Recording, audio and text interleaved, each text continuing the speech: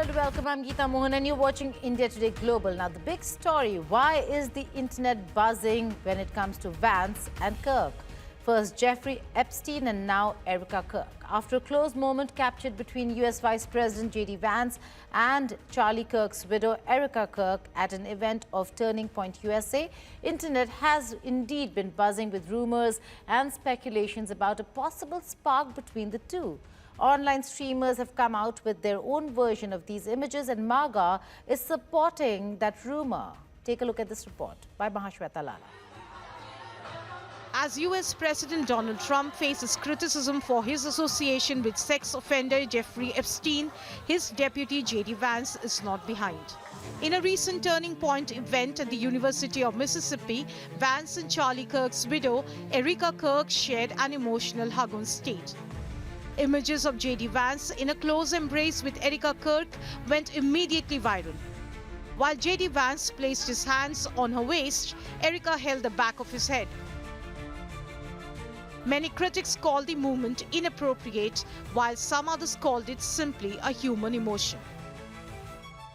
Erika, who now succeeds her husband Charlie Kirk as the CEO of Turning Point USA in her first address since her husband's death, introduced Vance as someone who shares some similarities with her late husband.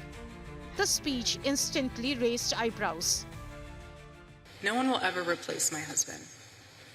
No. But I do see some similarities of my husband in JD and Vice President J.D. Vance. I do. American political commentator and online streamer Sneeko, in a post on X, said Erika Kirk needed to grieve her husband a little more. Erika, man, grieve your husband a little bit more. This is sad to see. And then she said, no man could ever compare to my husband except J.D. Vance. Host of podcast show Secular Talk posted a meme of Erika Kirk crying, calling her a fake grieving widow grifter with smeared mascara and a bag of cash. Many across platform criticized the host of the podcast show for being inhuman. He shared the meme using a popular Spirit Halloween costume format. Meanwhile, the viral movement has been linked to differences between Vance and Second Lady Usha Vance. The Vice President has been questioned about his interfaith marriage to Usha Vance, who practices Hinduism. Critics have questioned as to why Usha Vance is not converted to Christianity while her children and husband are Christians. This is also seen as one of the reasons for Vance at Turning Point USA, a movement deep-rooted in faith, freedom and love of country. But as speculation of a deep bonding between the US Vice President and Charlie Kirk's widow grows, Vance has clarified his position on his wish for his wife to convert. In a tweet, the Vice President wrote, and I quote, "She is not a Christian and has no plans to convert. I hope she may one day see things as I do. Regardless, I'll continue to love and support her," unquote. Meanwhile, Erika, in a recent interview which is yet to be aired, spoke about the upcoming murder trial of her husband. She criticized efforts by the defense to ban cameras from the courtroom, calling it a betrayal of public trust. There were cameras all over my husband when he was murdered. There have been cameras all over my friends and family mourning. Why not be transparent? There's nothing to hide. I know there's not, because I've seen what the case is built on. On September 10, 2025, Charlie Kirk was assassinated while addressing an audience on the campus of Utah Valley University in Utah. Mahashweta Lala, Bureau Report, India Today. Now, less than 12 hours before the winner is declared for the New York City mayoral race, billionaires are now throwing their weight behind contenders. After Mamdani received a call from former President Barack Obama and Cuomo received unexpected backing from President Trump, Tesla CEO Elon Musk has called the New Yorkers to go out and vote for Mamdani's opponent and former Democrat Governor Andrew Cuomo. Here's a report. A day after US President Donald Trump endorsed former Democrat governor and now independent candidate Andrew Cuomo for New York's mayoral race, Tesla CEO Elon Musk too has thrown his weight behind Cuomo. In a post on X, Musk told New Yorkers to remember to vote Tuesday, warning that a vote for Curtis is really a vote for Mamdani, or whatever his name is. Musk ended his post with a clear message: vote Cuomo. The endorsement places Musk among a group of prominent billionaires, including Mike Bloomberg, Airbnb co-founder Joe Gebbia, and hedge fund manager Bill Ackman, who have rallied against Democratic nominee Zohran Mamdani. According to a new poll by Atlas Intel, Zohran Mamdani has 43.9% of support. Cuomo, on the other hand, comes second with 39.4%. Silva, a GOP nominee, is in the third place at 15.5%. During an interview, Trump contradicted the interviewer when she called Mamdani a socialist. He said Mamdani is a communist and not a socialist. He further added that if Trump were to choose between a former bad Democrat and a communist, he will pick a bad Democrat. If somebody's going to be a communist mayor of New York, it's a fluke if he gets in. There are a lot of failed people that he's running against. I mean, you have inferior candidates or something, because it's impossible to think that New York City can have a communist mayor. He's a communist. He's not a socialist, by the way. There's a big difference. He's a communist. He's down and dirty. He's a communist. But I wouldn't be generous to a communist, a guy that's going to take the money and throw it out the window, because you're talking about hundreds of billions of dollars. And we're not going to let somebody get into office and squander the taxpayer money from this country. We're not going to let it happen. But Zohran Mamdani was not far behind. President Trump also encouraged every New Yorker to vote for Andrew Cuomo. There are many things that he will say and that he will do that will not actually bear out in the results within our own city. I will treat his threats as they deserve to be treated, which are the words of a president and not necessarily the law of the land. Mamdani's popularity in polls have surged as his campaign focused on housing affordability, free public transport, and childcare. But Mamdani's support base has not been restricted to the youngsters only. He also reportedly got a call from former President Barack Obama. Obama praised Mamdani's campaign against his rivals. 34-year-old Mamdani's social media posts and his campaign style has attracted large followers. In a recent post, Mamdani spoke in Arabic to the NYC residents with Middle East background. مرحبا، أنا اسمي زهران ممداني وعم رشح حالي ليكون العمدة الجديد في مدينة نيويورك. بعرف شو عم تفكروا، شكلي كأني صهركم من الشام، بس العربي تبعي بده شوية شغل. مع هيك أنا حابب اليوم أطلب دعمكم يوم 4 نوفمبر. Mamdani had won the primaries. If he wins the NYC Mayoral election, Mamdani will become the first Muslim mayor of NYC.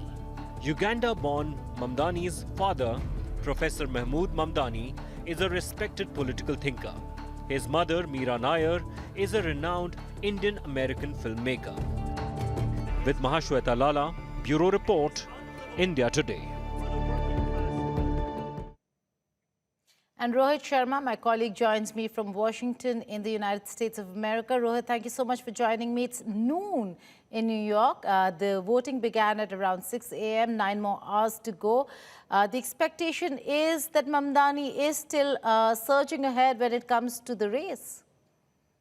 He is, I mean, in fact, this morning at Times Square, Polly Market was running ads on the billboard saying he has a 94% chance of winning this race.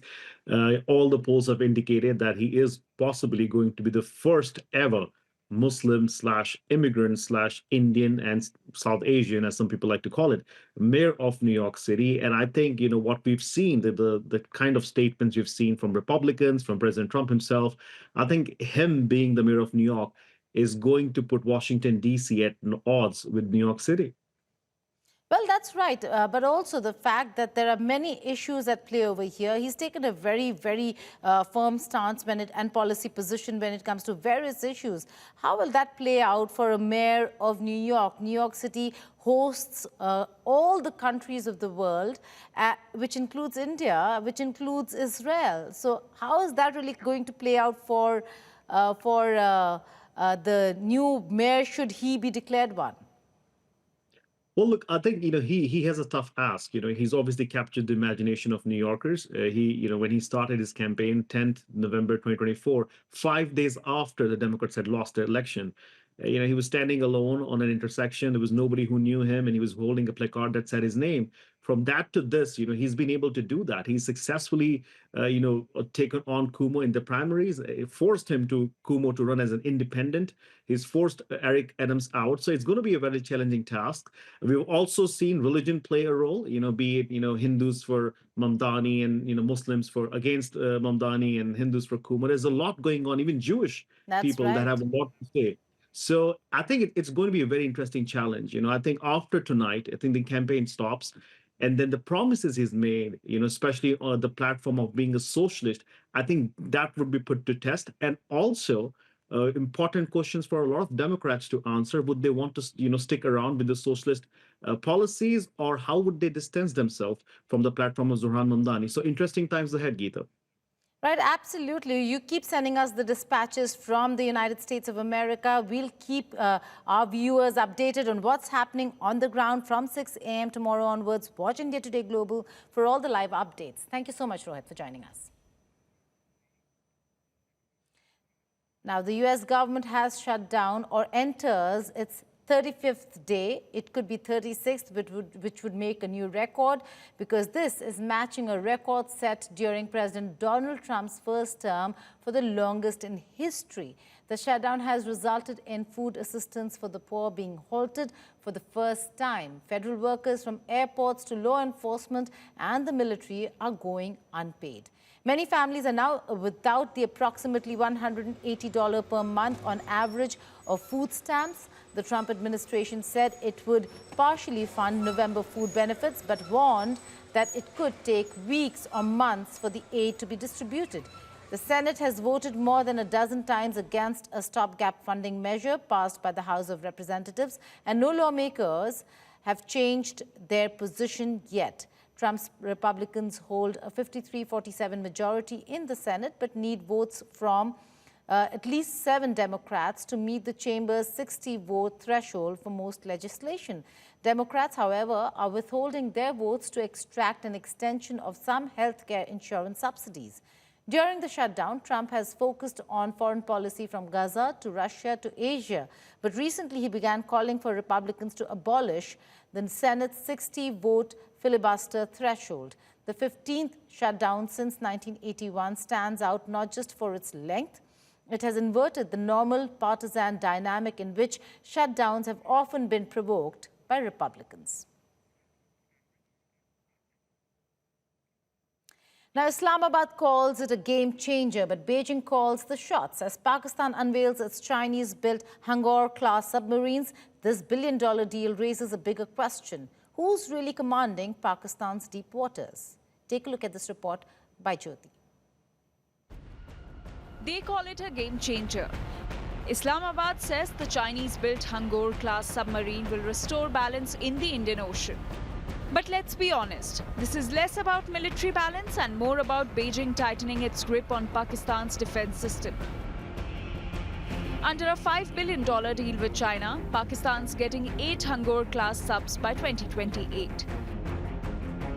4 made in China, 4 assembled in Karachi. Beijing makes the hardware, Pakistan just screws on the nameplate. Even the Pakistan Navy Chief Admiral Naveed Ashraf told China's Global Times that the project is progressing smoothly. Smoothly for China's influence, that is.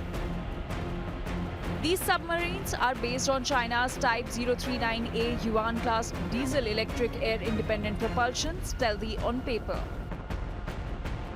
They can stay underwater for almost 20 days.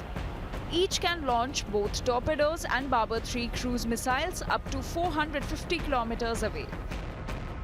And guess what name they picked? Hangar, the same submarine that sank INS Kukri back in 1971. A dose of nostalgia to hide a dose of dependency. Now, Pakistan claims this will help it patrol deeper into the Arabian Sea. Sounds impressive until you see the math. India's Navy operates nearly 300 ships, 2 aircraft carriers and 18 submarines. Pakistan, barely 120 vessels and 8 subs, including those that haven't even arrived yet. The Hangor class might look sleek, but capability isn't built overnight. With so much Chinese software, maintenance and spare parts, each sub is basically a floating reminder of Beijing's control. It's meant to project China's presence in the Indian Ocean as much as Pakistan's. And China's already setting the stage, from Gwadar port under CPEC to surveillance posts across the Bay of Bengal, all under the polite label of economic cooperation. But everyone sees what this really is, a strategic encirclement. So should India be worried? Concerned? Yes. Surprised? No. These subs could help Pakistan shadow Indian movements or relay intel to the PLA Navy. They might even host Chinese underwater drones or AI-driven spying systems. But here's the catch. India already has an answer for that. P-8I Poseidon aircraft patrol our sea lanes 24/7, tracking submarine trails long before they surface. Maritime satellites and underwater sensors knit a real-time surveillance web. Even before a Hangor leaves Karachi, India's systems can mark, monitor, and if needed, neutralize. And while Pakistan is importing naval muscle, India is building its own. Kalvari-class Scorpene subs are faster, more agile, and are soon to get indigenous AIP upgrades. Meanwhile, INS Vishal, India's next aircraft carrier, will extend India's reach across both ends of the Indian Ocean. The irony: Pakistan says this is self-reliance. But when half your fleet depends on another country's toolkit, it's more like rented deterrence. For China, this is just another foothold under the Belt and Road umbrella, a strategic anchor in the Arabian Sea. For India, it's a reminder to stay alert but not alarmed. Because the Hangor class might dive deep, but it can't close the depth of India's maritime dominance. With Jyoti Shukla, Bureau Report, India Today Global. That's all in this edition of India Today Global. But before I go, today on Statecraft, we discuss the challenges that Delhi faces due to air pollution. But the bigger question is, why has Delhi failed to fight this menace while China did it in a span of a decade starting 2013? Delhi gasps while Beijing enjoys blue skies. Why?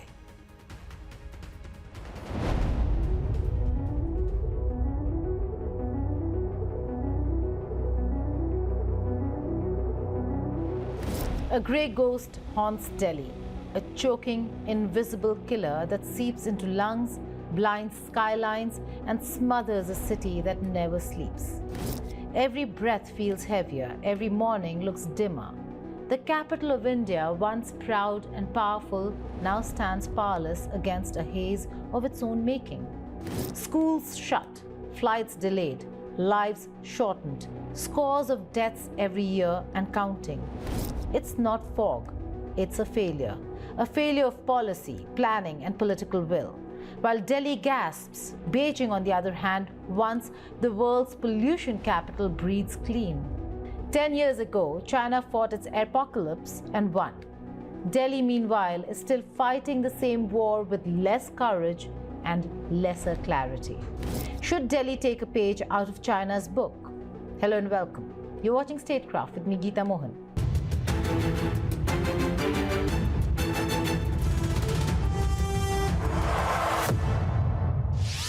This isn't a new story. Delhi has been living this nightmare for decades. The city drowns in smog every winter. Stubble burning, vehicular exhaust, industrial dust, a deadly cocktail that kills silently. Between 2009 and 2019, 3.8 million Indians lost their lives to air pollution, according to reports. But what's striking is this. In the early 2010s, both Delhi and Beijing faced the same suffocating crisis. Particulate matter with a diameter of less than 2.5 micrometers or PM squared 5 levels touched 500 micrograms, 50 times the WHO limit. A decade later, Beijing cut it by 2/3. Delhi, barely a dent. Why did one city find redemption and the other stagnation? To understand Delhi's failure, we must first understand China's revolution. 2013, Beijing was suffocating. Visibility dropped to meters. Hospitals overflowed with patients gasping for air. Schools shut, flights grounded. The world mocked Apocalypse China, a modern empire wrapped in grey. But for Beijing, humiliation became motivation. Outrage turned into action. The Communist Party declared what Premier Li Keqiang called a war against pollution. Not a campaign, not a slogan, a war. It wasn't optional. It wasn't cosmetic. It was command and control at a $1 trillion scale. Beijing shut down 3,000 coal boilers. Coal use was slashed by 30%, capped at 15 million tons by 2017.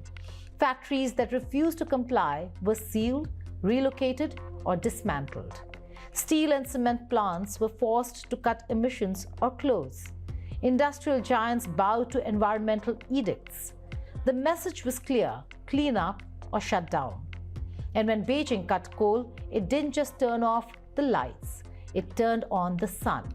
4 gigawatts of solar and wind capacity were added. Natural gas replaced soot. Clean energy filled the grid. Pollution fell, but the city didn't stop growing. 2 cities began together. One transformed, the other tinkered. So what should Delhi learn? First, coordination. Pollution doesn't respect boundaries. Delhi must form cross-state coalitions like China did. The NCR and its surrounding states acting as one ecosystem. Second, enforcement. Empower the National Green Tribunal to act swiftly. Impose fines that hurt. Shut down violators, not just warn them. Third, technology and renewables. Enforce emission standards strictly. Electrify public transport faster. Subsidize clean energy transitions. Beijing cut coal. Delhi can cut dependency on diesel and dust. Fourth, transparency. Let citizens see the truth, all of it. Expand monitoring, fix faulty stations, open source the data, trust the people with numbers, not narratives. And finally, funding. Pollution control isn't cheap, but the cost of inaction is higher in hospital bills, lost productivity, and shortened lives. China poured money without hesitation. India must spend smarter, not just on experiments like cloud seeding, but on structural transformation. Because, as the Ministry of Earth Sciences said, cloud seeding is an experiment, not a solution. You can't wash away a crisis that's systemic.